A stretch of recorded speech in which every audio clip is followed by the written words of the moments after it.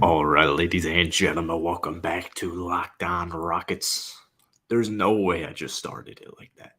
That was not a joke. That was not intentional. This is Let's Talk Rockets. I was just on the Locked On Rockets Twitter, which is ran by Jackson Gatlin.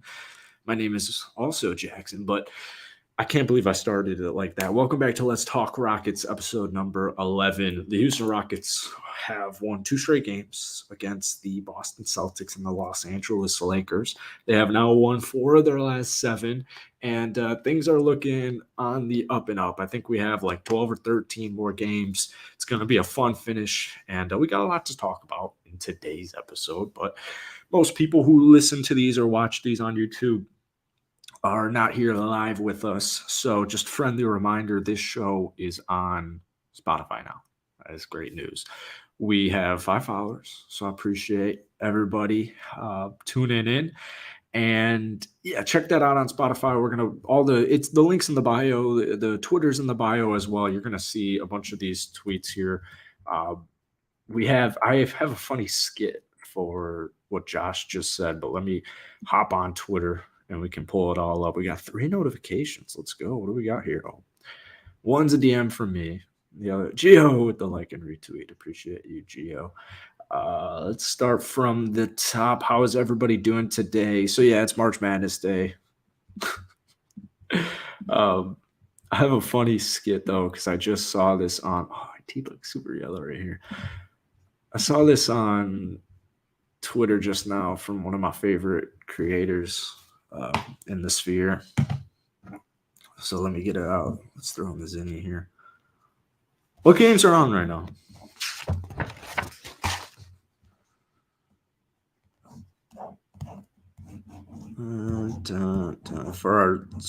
I don't think we'd have a large enough following on Spotify. I'll post the video for anybody who's on it. All right, here, I'll do this. How's that? Damn, Bennett.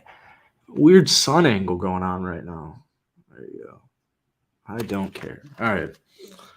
Let's get into it. Nice to see you, Thomas. Illinois, Alabama, or Illinois, Arkansas.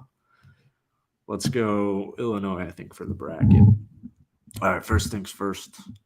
This is what I was just talking about. We got tweets here from the Rockets Wire. I'm seeing some consistency as far as where the ball needs to get, when it needs to get there, and who we are as a team. So, yeah, Houston's on a 2-game winning streak. We'll talk about the odds probably later on in the show.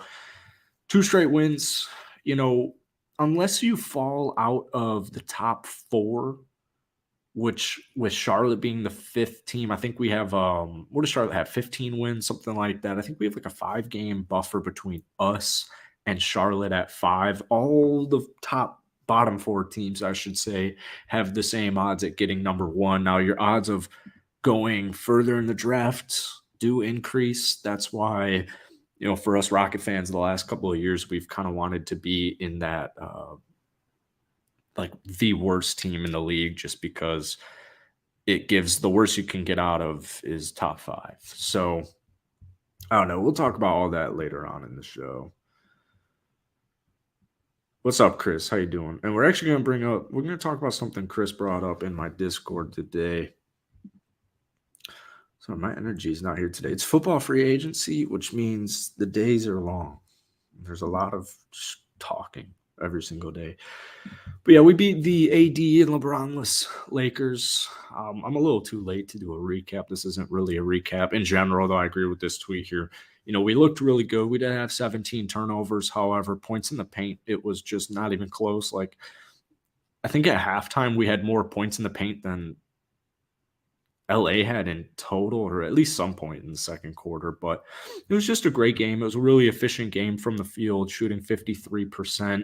You saw guys like Kevin Porter Jr. have a phenomenal game, which we'll talk about. Jabari Smith Jr. had another solid game. Didn't shoot great, but solid game. Şengün did Şengün things. KJ Martin Jr. continues to ascend. Jalen Green didn't have a great game, but off the bench, Josh Christopher and Jae'Sean Tate played absolutely beautiful. So it puts Houston at 17-52. 2 wins against the Celtics and the Lakers. The Lakers I will take with a grain of salt, just because It's without AD and LeBron. However, D'Lo played. They still have a good, capable basketball team.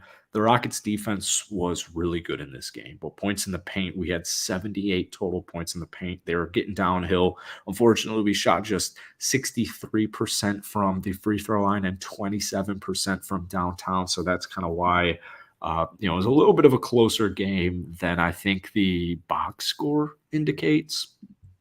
What do we have here up next? That was just a quick one. I think you guys can see this, right? All right. Yeah, we got a bunch of stuff in the arsenal here. Here's the Twitter. Let's talk Rockets. I think we got like 8 followers or something like this. So Chris brought this up last night in my Discord, and I thought it was interesting. Jae'Sean Tate, he's on an extremely team-friendly contract. Next year, let's just verify this. Next year's a contract year for Jae'Sean Tate. And I didn't think, and I think most people would agree, I didn't think he was going to get traded this trade deadline. There were some rumblings that maybe he would be in a deal with Eric Gordon. No, actually, so this was the start of his new contract extension, 3-year, just $20 million. It's just such a snag. Next year, he's making 6.5, and then there's a club deal for about $7 million in 2 years from now. Jae'Sean Thomas, I'm not yet on Apple Podcasts. I'm glad you brought that up because we're not quite on Apple Podcasts. I think you have to jump through like a hurdle or two. It's so easy to put any Spotify, any show you want to make. I was blown away how easy it is. It's the easiest thing in the world. Pulling a Joe Rogan here, only being on Spotify right now. But yeah, I should be on Apple Podcasts soon. Hopefully a couple hours once this show concludes. But we were talking about Jae'Sean Tate. Jay had a great game last night. My answer, 3 years. So basically Bias Houston, Will Bias. You guys probably know him. Good Twitter follower. I think he's got a show as well with Bordeaux. I don't think Jae'Sean Tate will be on the Rockets in 3 years. I'm certainly not itching. I don't care if Jae'Sean Tate was his final year next year. I'm certainly not looking to unload him at all. It's not a hurry. I get he has floor spacing issues. However, he brings the Rockets a lot. He brings us energy. He's a good basketball player. He's small, but he was a center at Ohio State. So he is also older because he played 4 years at Ohio State, 2 years overseas, 1 year in Germany, the other year in Australia in the NBL. He has experience.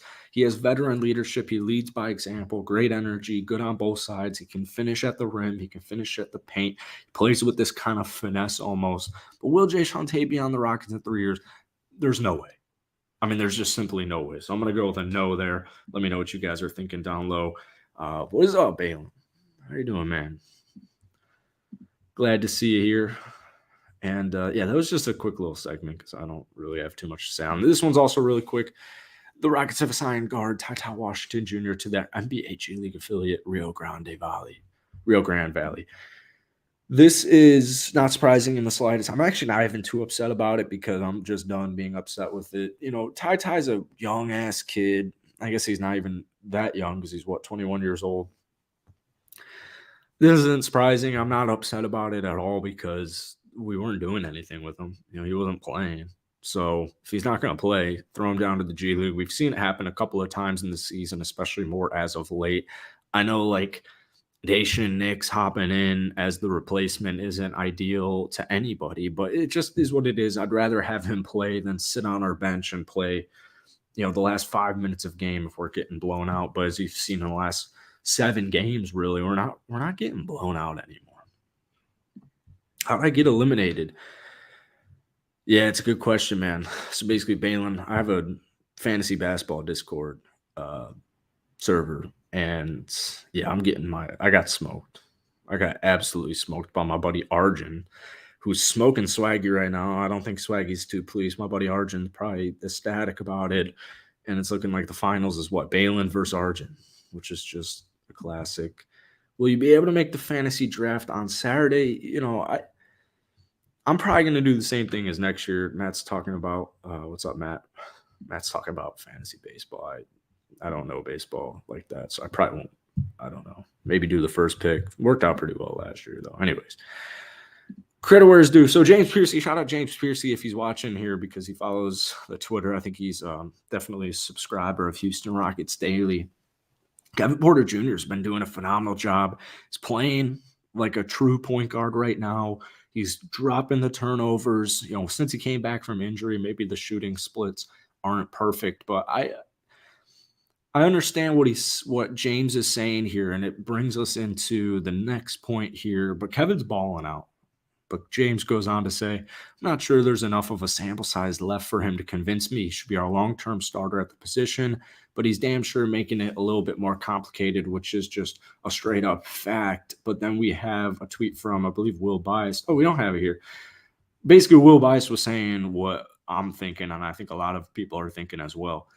Unless it's James Harden or Scoot Henderson, I'm fine bringing Kevin back. The issue is the contract. The Rockets gave both sides, they gave themselves an out here and paid Kevin. Kevin's not on a bad contract whatsoever, so I'm open to the idea of it.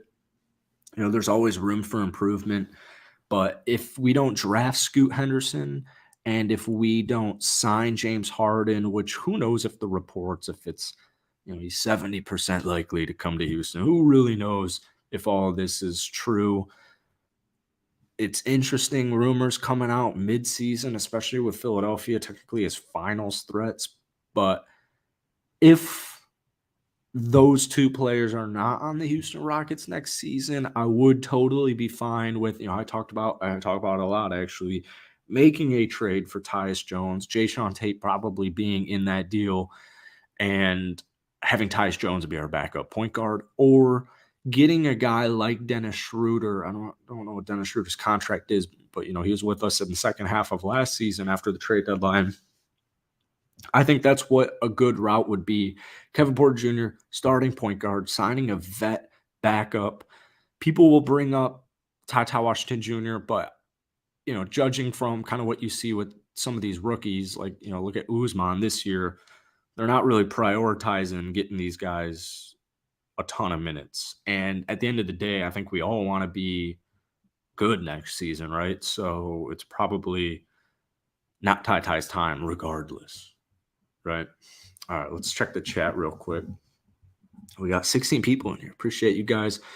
Once again, this is on streaming platforms, but technically it's just on Spotify right now. All the links are in the bio if you guys want to check it out with a follow. I will post the link on the community tab once this stream is over and it is uploaded as well. All right, Chris, Rocket News, the best Rocket source on Twitter and Instagram. It's better we could keep Ty Washington with Rio Grande. I keep saying Rio Grande. It's not Rio Grande. That's the coffee. I got to finish off late, though. You got Joker, so it's never over. Noah, what's up, Noah? Jabari's cooking. KPJ confuses me. Is he good or is he not? Pick one, KPJ. We got KPJ a little bit, some deeper statistics coming later on, second half of this show. Matt says, I like KPJ as a sixth man. I do too. I think a lot of people love KPJ as the sixth man, but I don't think KPJ himself would love being the sixth man. I think he's, I know we've done a lot for him, but now it'll be 2.5 years once the season is over. I would imagine at some point in time he would want a trade, which is completely understandable because some team out there is certainly willing to give him a starting spot. You should try and get Jackson Gatlin on this and could give us more information. That would be huge. That would be absolutely huge. Jackson's a great guy. Seems like a great guy. I used to listen to Locked On Rockets a lot. Talked about that in the last show. Kind of stopped listening to pods now, or sport pods, I should say. Jackson almost came on our NBA show when Ciro and I were in the summer and we were getting reporters and beat writers and all that type of stuff, YouTubers, trying to get YouTubers on. Jackson Gatlin said he would hop on, and then he dealt with a medical emergency. And unfortunately, just nothing transpired after that. Anthony Black, Scott Martin, what is up? How you doing? Appreciate you. What's up, Josh? Nice to see you as well. Anthony Black is also an extremely enticing player. Curious to see, even if we lost KPJ and drafted Anthony Black, I wonder if he would start. There's a lot of I say this a lot. The Rockets roster next season, I think, is going to look completely different. I really do. No, regardless if we finish the season strong, which I hope we don't, Silas still getting fired, right? That's the thought. That is also the concern that I like to voice a lot on this channel or this page is, what if Houston doesn't end strongly or poorly? Sorry. And what if James Harden comes back? Was Raphael Stone like, all right, well, we brought you in here to work with James Harden and to run your legendary Luca led offense with James, and now James is coming back. Let's give you another run. I get it. Not too many people love Steven Silas. He's not necessarily as outspoken as some people are. He's got a cool, calm demeanor that can rub some people off the wrong way when things aren't going. But he also brings up some good points. He wants accountability, and it's true. Look at Matt Malone or Mike Malone, sorry. Kind of called out his team as well, but the difference is we're the second worst team in the league, and Denver's like the third best team. Yeah. All right, let's finish this off. Imagine we sign Harden and draft Wemby. Bench will be ran by KPJ and Şengün. Whoa, Şengün would not come off of the bench. We got some Şengün talk coming as well. I was at the game last night, and the refs, that's all I have to say, the most rigged game I've ever seen personally. They had an agenda going, KJ Martin specifically, and yeah, I agree with you. I usually hate ragging on refs or anything like that. I try to even not talk about refs, but yes, last night was not a good ref game, and it was skewed in the Lakers' favor. All right, Brado. The NBA lottery is exactly 2 months from today. Here's how the odds currently stand for the first pick. The worst three teams all have a shot at 14, but your chances of, Detroit still hasn't won, right? So I think, what are we tied with San Antonio, or do they have 18 now? Regardless, the first pick, the worst you can get is 5. If you guys remember, in the Jalen Green drafted year, our pick was, top 4 protected. So was it top 4 protected, or was it just a good top 4 draft? I don't think it was top 4 protected. I can't remember now, actually. That was the fear at the time, was what if we were not in the top 4? I don't know why my memory is telling me 2 years ago when we drafted Jalen Green, if that pick fell to 5, it wouldn't be our draft pick. Is that true? Can we get a fact check on that? Anybody got a fact check on that? But there's just the current lottery odd run. All right, now we're getting into more players. I think we got Jabari, Kevin, and then, a little Şengün talk. Jabari's last 7 games, the man's been on a heater. Last night wasn't extremely efficient, but still, zoom out. Last 7 games, 18.6 points, 7.6 rebounds, 2.5 threes. He's taken a lot more threes as he should, about an assist and a half. Shooting very efficiently, 54% from the field, 48.6% from downtown with a 65.7% true shooting number. Jabari is the first teenager to average 18-7 with a 65% true shooting percentage in 7 game span. So that's a pretty cool stat. No doubt about it in my mind, Jabari, and we talk about it a lot, Jabari has a better chance at becoming a star player than he does a bust player. It's just a rookie. He's a rookie. I even Paolo struggled this season. It takes time. Look at guys like J-Dub right now. J-Dub had a pretty solid first half of the season, but especially post All-Star break, J-Dub is my second best rookie of the season, and he's doing a great job, as opposed to a guy like Benedict Mathurin, who came into the league red hot, did phenomenal in his first half of the season. I think he had a bad January right before the break, but post-break, he's been dealing with injuries, has been shooting poorly. So they're just rookies, man. It was top 4 protected. All right. Thank you. Yeah, Scott, we talked a little bit about this earlier on in the show. What do you think about the fan base going against Jay-Sean as of late? Also, Şengün, it's been weird. I think Jay-Sean is a decent NBA player and paint scorer, but obviously not inexpendable. The only reason I would want to trade Jae'Sean Tate is if you got an offer that would get you a guy like Tyus Jones. Of course, I keep using Tyus way too many times, but yeah, I'm not itching to trade Jae'Sean Tate anytime soon. I don't see him being a part of when our team gets into our prime. I don't see Jae'Sean being a part of the team, and it's not even necessarily because of age. Because it's not, I think people get that skewed a lot. Like, oh, these guys, X and X isn't on their timeline. And it's like, well, use the Bucks, for example. Giannis, Drew, Chris, when they won it, was PJ Tucker part of their timeline? No, you need winners. You need veterans. You need proven basketball veterans. But Jayshawn Tate, I do view him. I agree with you. He's inexpendable, or not inexpendable. Sorry, he's an expendable player, but that probably I have noticed that as well with Şengün.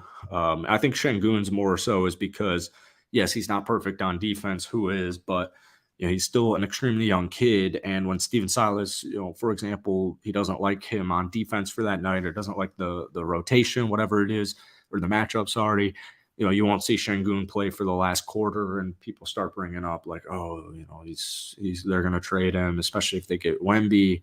I'm not too worried, especially because Jabari's defense is extremely versatile. Like, we see him at the 5. We saw him at the 5 a couple of nights ago when Tari Eason drew that start. Jabari did the KD pull-up. That was his Auburn staple. I noticed that right away. We talked about it in my show today. That's what I'm excited for Jabari to even just add ball handling to his bag, which I'm sure will happen.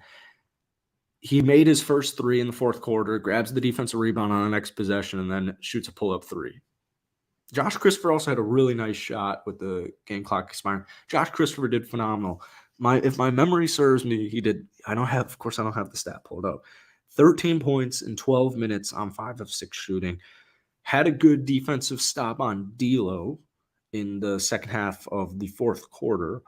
But yeah, there's still going to be mistakes. But just like with every player, there's going to be mistakes. There's going to be turnovers because we're an extremely young team. But yeah, I didn't even see this. Josh Christopher, as of late, especially, we've been seeing him play more. And by more, I mean like 10 to 15 minutes. And he's taken the most of it. He's been doing a good job scoring, shooting. We'll run lineups out there with Josh Christopher, and it'll be like you'll see Josh usually at the beginning of the second quarter and the beginning of the fourth quarter. And what you'll see usually, or we did last night, is you'll have guys like Atari out there, Jayshawn Tate, KJ Martin Jr., Jabari, I believe it was, or I actually think it was Usman, not Jabari. You roll him out there where he's kind of the primary ball handler with a guy who can create for himself, like Jayshawn. Jayshawn's a skilled passer, but you run him out there with a bunch of guys who can switch on screens. So hopefully we continue to see more Josh Christopher. He looks like he has more confidence. He has more swagger. That 3 last night was beautiful. He had a nice dunk. Jabari's clever. I see a long career ahead. Yes, sir. Is it just me? I think Jabari came in with his rookie season better than Jalen rookie season, or am I tripping? Jalen really struggled in the first half of the season. Like, he actually had kind of similar numbers with Jabari. I think we saw a better game. Like, Jalen in his third game against, I believe it was the Lakers, dropped 31 points. Jabari, we didn't see here's a 25 piece and then a dud and another 25 piece like maybe we did with Jalen. They had very similar shooting stats. I made a whole video about it, I believe, about Jabari, or we just talk about it on the show a lot. And Jalen's second half of the season, he was like a 25 point per game. He was basically like Zach LaVine's season averages. So you're kind of seeing that, it's on the screen here. We're kind of starting to see that with Jabari. Obviously, they play different positions and they play different styles of basketball, so they're going to have different stats. But yeah, Jalen suffered as far as efficiency goes in his first half of the season, just like Jabari. But they still put up good stats. Jabari's still in the first.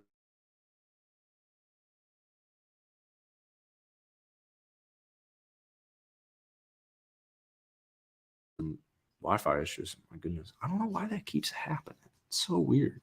We pay for the best Wi-Fi here. Anyways, I forgot my train of thought. Defense, improving. Even guys like Jalen getting in the passing lanes. I think these guys are starting to click. They're starting to understand it a little bit more. There's a lot more transparency with what needs to be done, more accountability. The defense has been improving vastly in this 7-game stretch here. All right, we're going to finish off these last 2 topics, and then we'll finish the stream or the show off with some chats. Kevin in his last 5 games, 16.6 points, 6.2 rebounds, 8.6 assists, 2.2 turnovers, 47 from the field, 36 from downtown, and a very impressive 82.4% from the free throw line, which is awesome. The Stitch game, this man got what was it, 2 stitches at halftime. And of course, the play that he needed stitches for wasn't even a foul. So it's just the refs were that bad last night. But this man got 2 stitches and then just played the second half of basketball, and he did it really well. But I love that 8.6 assist number. This is like kind of the Kevin we saw, especially second half of last season. This second half of the season is very reminiscent of last year. We went on this, we go into the All-Star break with just a bad losing streak. It kind of continues a little bit into the second half, and then we start winning these games against good teams, and we're more competitive against a lot of these teams. All right, this is the last one we got here. The most games with 5 or more assists from centers before 21. Şengün with 32, Gap, Boogie with 13, Cat 7, Bam 6, and then the big one, Jokic at 4. I love the career outlook that we're seeing right now from Alperen Şengün. I love it. I absolutely love it. I don't really understand the Twitter hate sometimes. All right. I want like half of these young guys that barely get minutes gone next year. So, Balin, give us an example. Who do you want gone? You gave us one right here. Garuba experiment's over. Cut him or trade him. Don't want him on the team next year. Damn. Wasn't he like the leading three-point shooter at break? Because he takes like barely over 1-3 a game. I'm not done with the Garuba experiment, especially these foreign players, but especially guys who can legitimately guard 1 through 5. Big men in general are projects rather than guards. And guys who are coming overseas, usually in general, take a longer time. But I'm definitely not done with the Usman Garuba experiment. It is interesting that he was a first-round pick. Let's just go to that draft real quick, because I remember the Usman pick being a little interesting. Let's see who got taken after him. Usman, pick number 23. Josh Christopher, pick number 24. Oh, damn. Quentin Grimes, 25. Bones Highland, 26. Cam Thomas, 27. Jaden Springer, Day'Ron Sharp, Santi Aldama, Herb Jones, the second-round pick. Ayo Dosunmu, Isaiah Livers, Kessler Edwards. Nobody was really ready for that one. Kessler had a great game with Sacramento, but then followed it up with a not-so-great game. Delano Banton, Sharif Cooper. What happened to Sharif Cooper? I was so excited for his career. Luka Garza still hanging in there. A lot of guys who aren't doing too much. Jericho Sims. Excuse me, jeez. I hated Isaiah Hartenstein, but he doesn't have a job now. Isaiah Hartenstein is the backup for the New York Knicks, and he's doing a great job. Wow, Balin doesn't want Josh Christopher on the team next year. That's a take. All right, guys, we're going to wrap it up. Once again, this is on streaming platforms. We'll figure it out on Apple. I'll let you guys know on a community post and on the Let's Talk Rockets Twitter. Links are in the bio. We're at 5 Spotify followers, so thank you. Man, I'm pretty gassed right now. NFL free agency is it's just a lot of long. Last night, Orlando Brown goes to the Bengals, and it's like, oh, shit, it's 11 o'clock. We got to make a video and then edit the video, and you're up at 7 to do the show. It's just like it is with NBA free agency, but at a bigger scale. It's just a lot. So I'm pretty tired. Appreciate you guys tuning in. Hit that like button, hit that sub button if you haven't already. And probably this weekend, I don't know what my weekend plans are right now, but probably this weekend we'll get the next show. Until then, appreciate you guys. I'll catch you later.